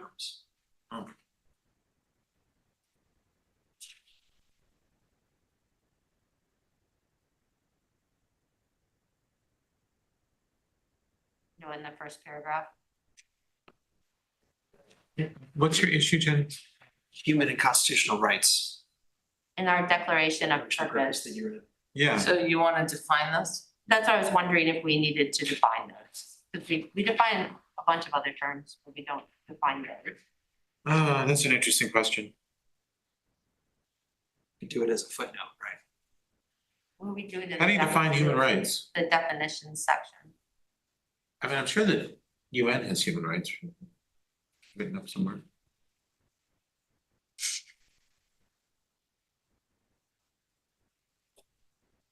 Or do we just assume that people understand what human rights are? No. If we're, my concern is that if we're moving, we won't be able to bring this to public hearing, and that's not. Yeah. We have a January 1 fiscal Deadline. penalty. Yeah, We can revisit this You at change any it. time. Yeah, we change it later. We don't like it. Yeah. That's a good point. so let's go. Let's forward just with make that. sure, I mean, Let's- Can you live with that? Yeah. Come back to it in Yeah, January. it's just the other question that I had about it. Yeah. Okay. Like we define Biases some, and. yeah, and other things, and those are left out. So it sounds as though we have consensus on a draft. Yeah, I'm getting there. Yes, okay. I would ask the board to move to a public hearing subject to Laura's endorsement. On what date? November 3rd. Remember I the, move that we have a public hearing for the ordinance 38 revision, subject to our town council's revision and approval. Is that what you wanted? yes, For November 3rd. I said that, Okay. I think. Is there a second? Maybe I didn't. If I did, it's November 3rd. Second, Implied. I'll second that. Joanna seconds. Any further commentary? Those in favor? Aye. Any further commentary? How are we gonna publicize this, Rob? we're gonna put it on the Hanover list. You guys, excuse me. You guys reporters? You guys, We're gonna put it you on. gonna write a story telling Dartmouth students to come? Yeah, we're news reporters. We can We can say. ask that. Okay, you're right. I apologize. Just write a story, will you? We're there, we'll be there. Put it on the listserv, our website. Thank you for honoring journalistic integrity. I appreciate that. It wasn't lost, your comment. WMUR will be here tomorrow. New Hampshire Public Radio is calling for. It's not gonna be a problem. It's gonna be a national news for us, because there's only 2 quote sanctuary cities. In New Hampshire. No, there's 0 sanctuary cities. Yeah, There because were we're 4 fair listed. policing. Yeah. There are 4 listed. Are we gone? Yes, we're no longer on the federal Yeah. list. There were 4 listed at the state during the legislative hearings. And what are they? It's so good that our legislature is spending Hanover and time. 11 were the only 2 named. There are 4, but only 2 were named? Yes. Oh, that's so bogus. Gee So, whiz. so New Hampshire legislature. Okay, let's keep this baby moving. Yes, let's do that. All right. Okay, let's move on then to We're talking about next. Town manager. Town manager monthly None. report, None. none. Business Any requiring. news that you? He said none. None is good. Moving on. Okay, business requiring action. This is the approval of select board policy on the role of the select board committees. We have seen this several times. So we Yes. didn't get we got the old version last time. So now that I got to look at the new version, I have 2 suggested revisions, and they're really just, I didn't like the way the first sentence sounded. Yeah. Look at the purpose. The purpose of this policy is to prohibit select board members from serving in leadership positions, blah, blah, blah. I suggest just to change the tone of it. Yes. The purpose of this policy is to delineate the role of select board members serving as liaisons to committees, advisories to the select board. Sounds nicer. Sounds much nicer. Yeah. Agreed. Too many things in the world that are prohibited. Yes, okay, all right. You want to read that one more time? The purpose of this policy is to let me sit up. I can't read. You gotta talk from your diaphragm. The purpose of this policy is to delineate the role of select board members serving as liaisons to committees, advisory to the select board. You could get rid of that last part as serving as liaisons to advisory committees. You can get rid of the last to the select board because the word select board's in there twice. Yep. Okay. And the second thing in point 4, I think we should, just because it seems much wordage, stop the sentence after committees. Yeah. I agree. Agreed. Okay. I'm glad you got rid of 2 purposes. Although, Yeah, and I was thinking after our retreat, I was talking to Cordell. Said, if you think about, I just asked him about in general, his experience. Yeah, And in good. HMA after. what do you say? And he said, a way to look at it is statutorily, when you look at the one board, that select board, there's planning board statutorily says there should be a select board representative serving on the planning board, but that select board representative can never be chair of the planning board. So there's like statutes that, he said, that's clear. That's an analogy to your advisory boards, Let's just make sure that there's like this distributed model of leadership. The elected officials aren't chairing their appointed boards. That's true of the finance committee too, part of the charter. It is. So we're clarifying something that's out there and we're just saying this is policy. What's nice, it's just half a page. Short, yes. Yeah, I was actually thinking about it just being a half page in that, there's dozens of towns across New Hampshire that have a full set of bylaws. And I think we should have, I think this is, if we're thinking about this in the context of our objectives and all of the planning that we've been doing, we've talked a lot, not as much this year perhaps, but in the past about good governance and transparency. And there's a lot about the way the select board operates, from how we constitute various committees, how we meet, form the agenda, what the role is, and that people should be able to look up and know. Yeah. Yeah. I don't think we should be adopting just a single bylaw. I think we should be writing up a series of, there are lots of models out there. To your point of there being a history, I think we should actually be very aware that none of the bylaws that I've read have this particular one. I could see why I see a lot of reasons for it. I see other reasons why not. I do know the history is that it's going against every other town that has published bylaws that I've read. And it goes against the history in the town of Hanover. We've never had this policy before. And I think what I find interesting is that when we've created these committees, we've empowered them to constitute themselves. And that's been a long history of how we have appreciated the work that these committees have done. And I do think that is an important consideration, and that we shouldn't just suggest that it's maybe in line with tradition when it's really the opposite. I don't think anyone said it's in line with tradition. I mean, what I just pointed out was a conversation that I had with the. Oh, I thought you were organization. tying it to like precedents and. Oh, no, I was tying Going it out to the- planning board.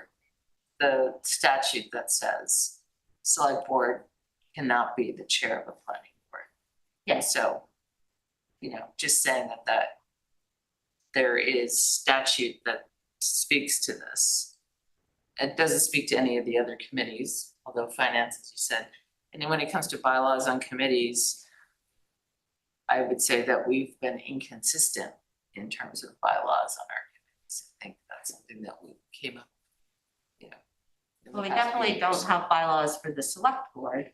No, and so in then- terms of like setting a precedent. We do have but it's sort of, I mean, I already quoted one of our policies earlier. What I think we need to do, particularly short of doing bylaws, is to get these policies in one place. They're sort of all over the place. Right, and in addition to like our policies, like we have an ethics policy, we have a complete streets policy, we have a Vision Zero policy.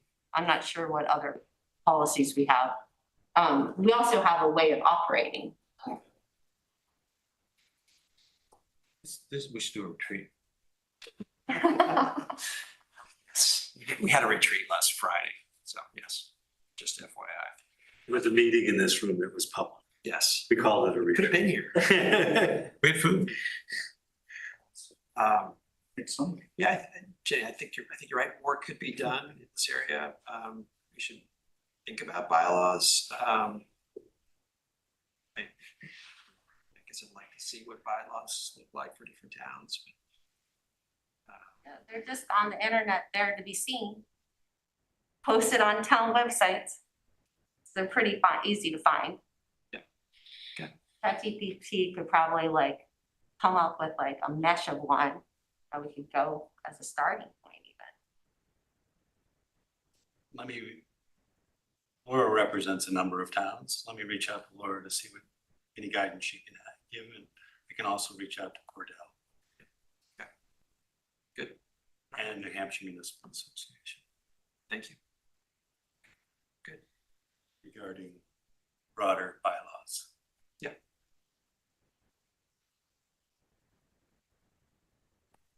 Any other comments on this What are we policy? talking about? Oh, yeah. Forgot what we were talking about. Yes. So what are we doing with it now? We're voting on it? I had a question about number 3. I didn't understand the idea of giving rise to conflicting loyalty. And what was meant by loyalty.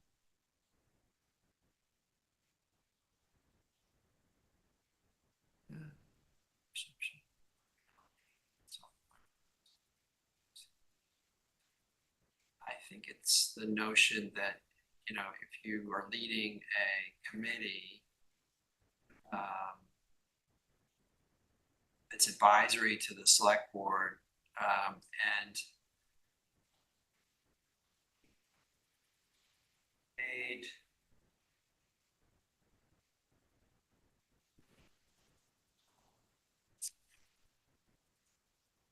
We don't really need that point.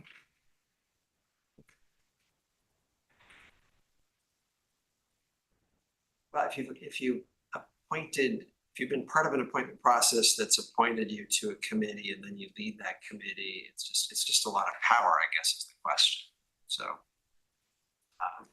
Well, I think the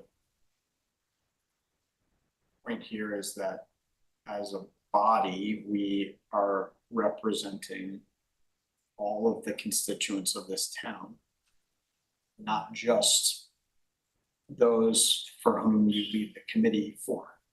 So, for example, let's say somebody led the downtown committee and there was a decision or a discussion on whether to get funding for high-speed internet to rural areas versus funding to get better cell phone coverage for the downtown. We should be acting as independent people, decision as a body that best serves our constituents, not just those for which the committee that we lead. Does the current language reflect that to everyone's satisfaction? I think like the committees that are constituted by the town and then appointed by the select board, all of the members take an oath to serve the town. And they repeat it and they raise their hand and understand that the downtown business doesn't do that because they're not an advisory committee, right? But the advisory committees, which this is applying to, all of the volunteers who step up to serve on those committees take an oath, the same oath that we took when we were sworn in to serve on the select board. I drafted this. So this, Yeah. So then perhaps the conflicting loyalty was the question. yeah. It speaks to the select board's service on a committee and whether or not serving as chair provides conflicting. That was my intent. Maybe I don't carry it off with the language I propose. Do I see an issue with striking it? No. The overall goal here is to structure advisory committees in such a way that the chair, the select board rep can't serve as chair or vice chair, and that language isn't necessary.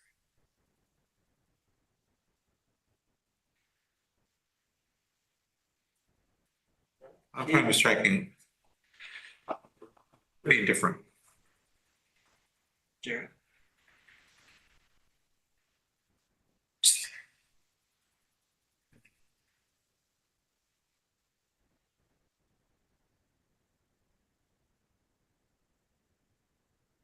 Yeah. Well, I mean, I would say, in practice, already said in the first, I would, in terms of conflict of loyalty, kind of undue influence. But that may have been the intent of, I don't know. Yeah. Avoid the perception or reality that the self-appointment powers of the select board could give rise to undue influence.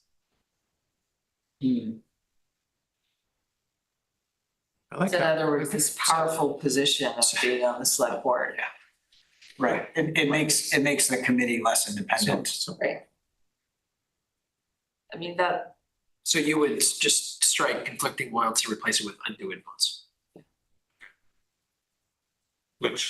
But we've but I don't already know, used that word, those words in point one. unduly influenced by Yeah. other considerations of the body. That's just redundant. That was fine. So just strike the whole point three. Strike. For 3. I do like, Rob, in your verbiage, that you have made a distinction between perception and reality. I love it. I'm not being sarcastic. I love it.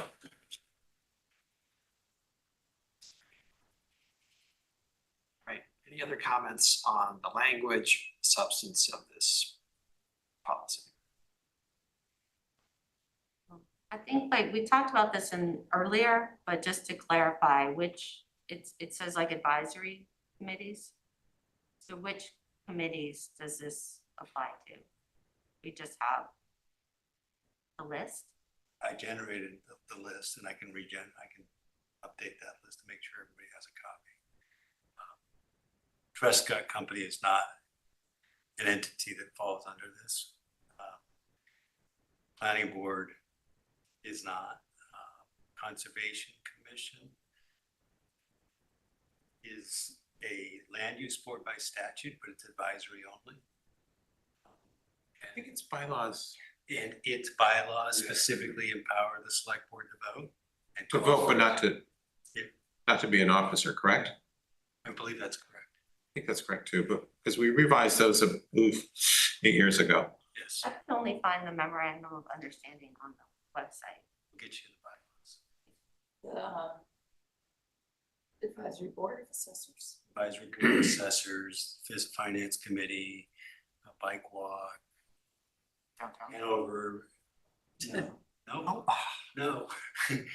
I keep wanting that to be. Sustainable Hanover. Let me go. The Energy Committee of Sustainable Hanover, CCCs, CPC&H is not a town the committee. CCC of the Sustainable Hanover. So that's the Energy Committee serves as our coalition. But that was approved by the select board. CIP. CIPC, how's that I written? wasn't hearing it. That's written in there. That's a statutory. It is statutory, but it But it's an advisory board adopted and enabled by statute. Whereas there, But doesn't it say that the select board member cannot be, or at least the first one can't be? so the bylaws haven't been formally adopted as CIPC. The draft has been presented. Thank I you. think Jenny's suggesting that, all the boards have bylaws. Yep. This is a good one. And Let's what run I would that by Laura. I didn't mean to cut you. No, but I think in the interim, we can adopt, as we can adopt the policy and then just incorporate it into our bylaws.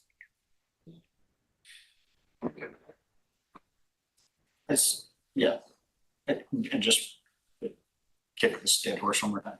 As a new member of the select board with the newest, I did find it and continue to find it challenging to know all the things that I have to know. Mhm.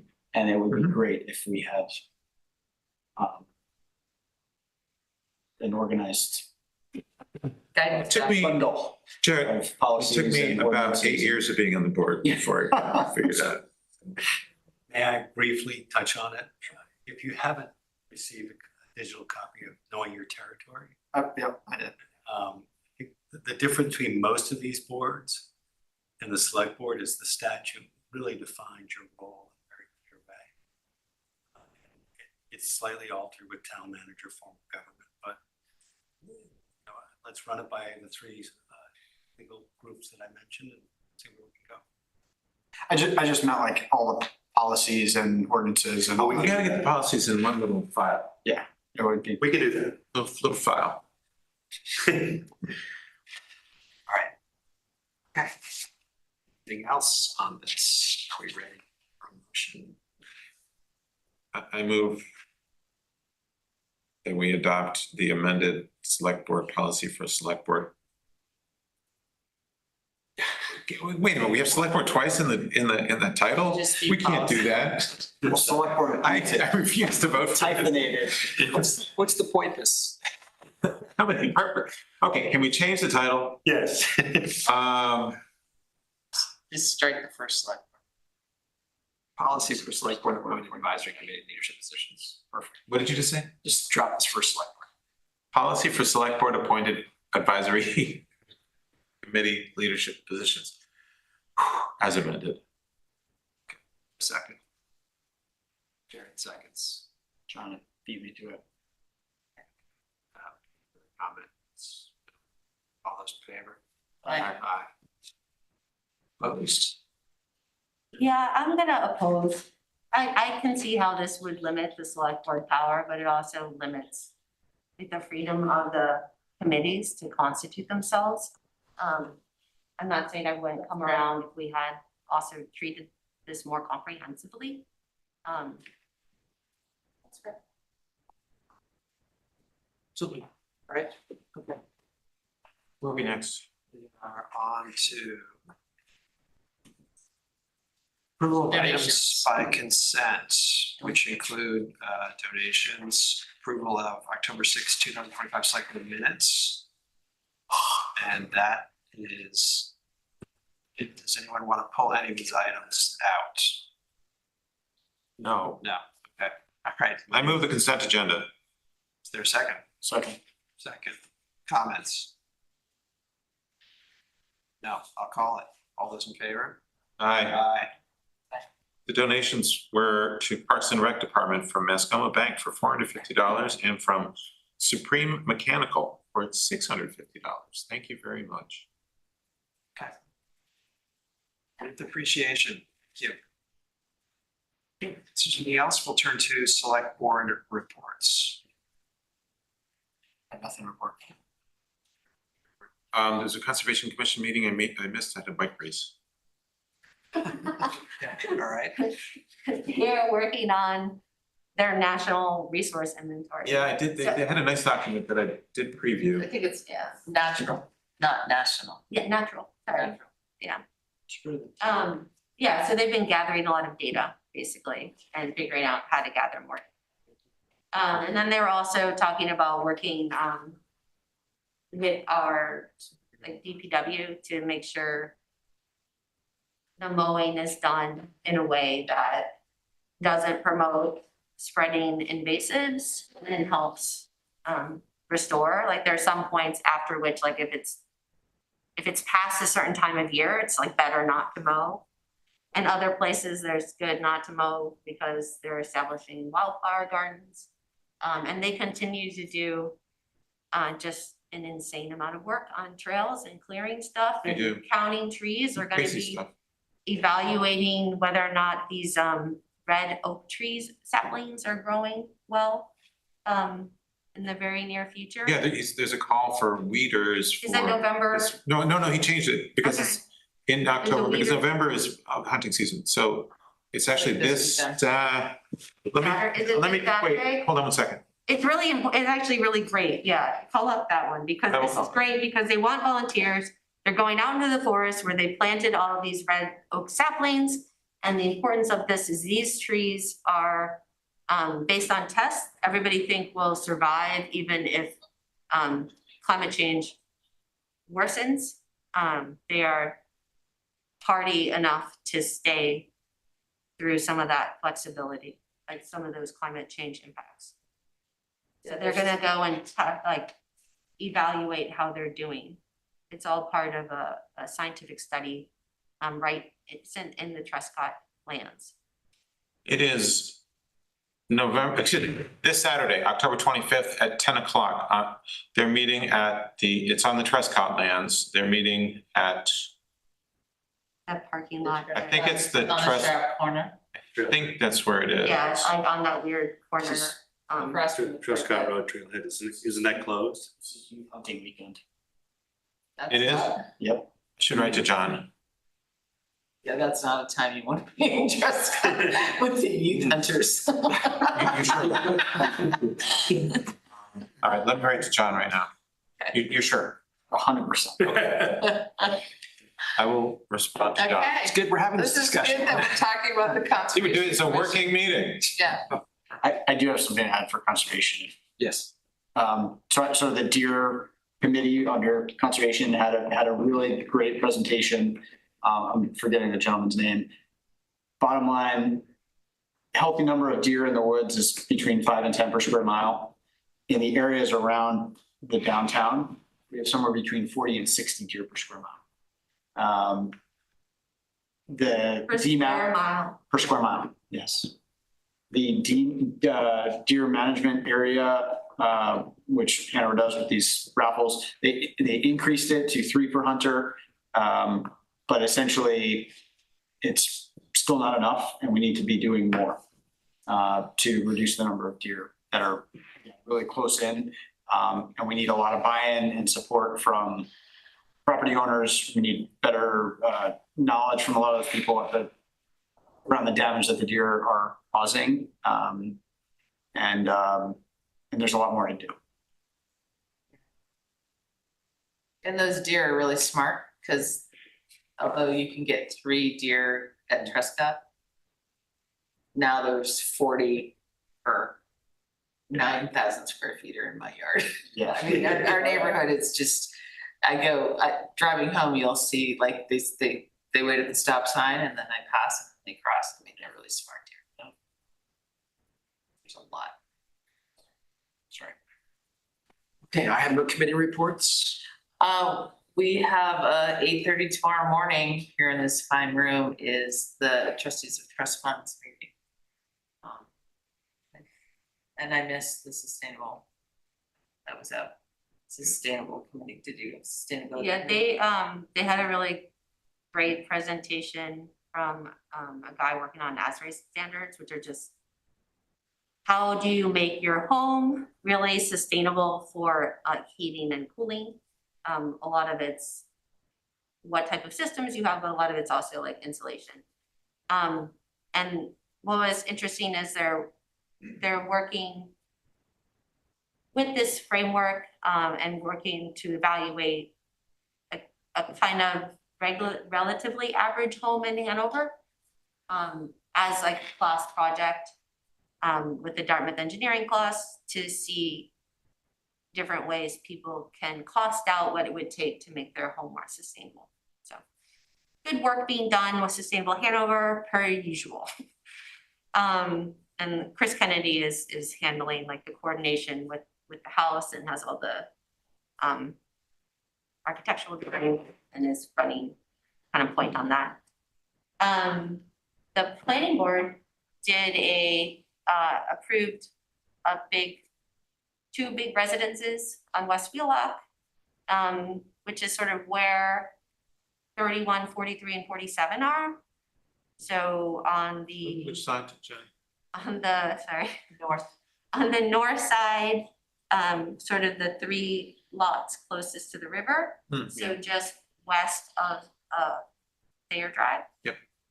And one of them is gonna be, Shonda Rhimes Hall, so that's exciting, and it'll house like another First woman. 400 That's very students. exciting, very exciting. Yeah, first, so that is slated to open fall 2028. So they're, I think, already busy with that. And then tomorrow, which is October 21st at 7 p.m., the New Hampshire DOT 10-year plan public hearings will be in the Lebanon City Council chambers.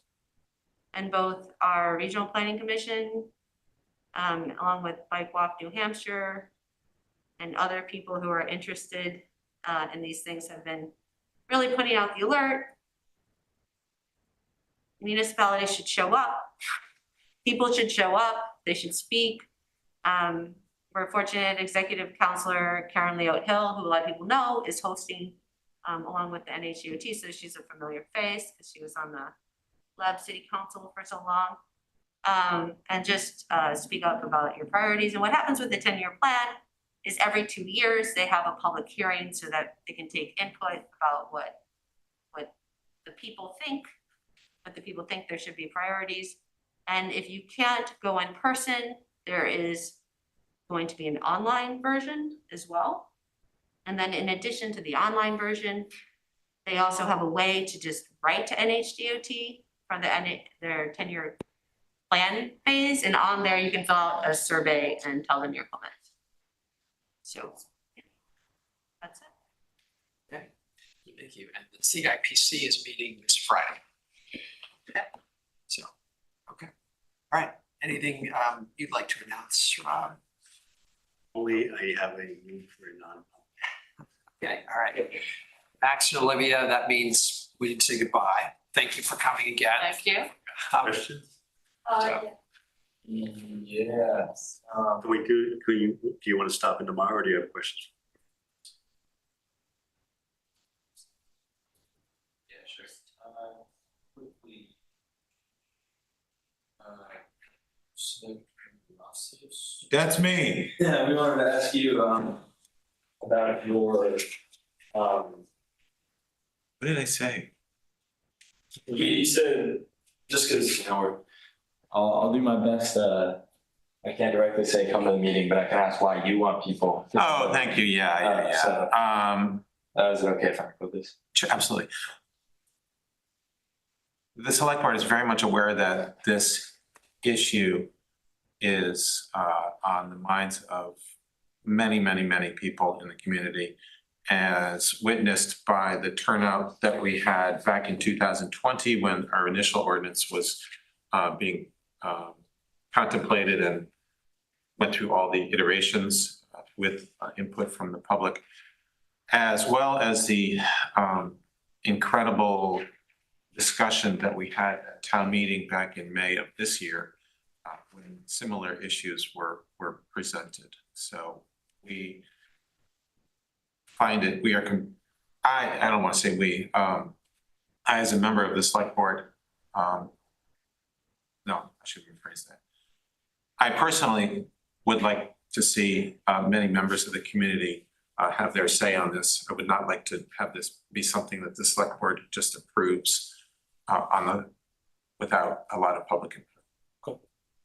I think, do you have anything else? How about quickly, Sorry, I got. one more question. Jenny Chamber, why did you oppose the advisory committee bylaw reform? Oh, because I think once we appoint, it's been our long tradition that advisory committees constitute themselves. And I think they did have a freedom to do that. Guys. Thank you. Thank you. Good souls. I move that we move into non-public session to discuss items pursuant to RSA 91:3:1:3, Roman numeral 2, A, B, D, E, L, F. Is there a second? No problem. Sure. Whitcomb, yes. Calvin, yes. Rusty's yes. Chamberlain, yes. Yes. All right. Thanks, Nick. Thank you. Yeah.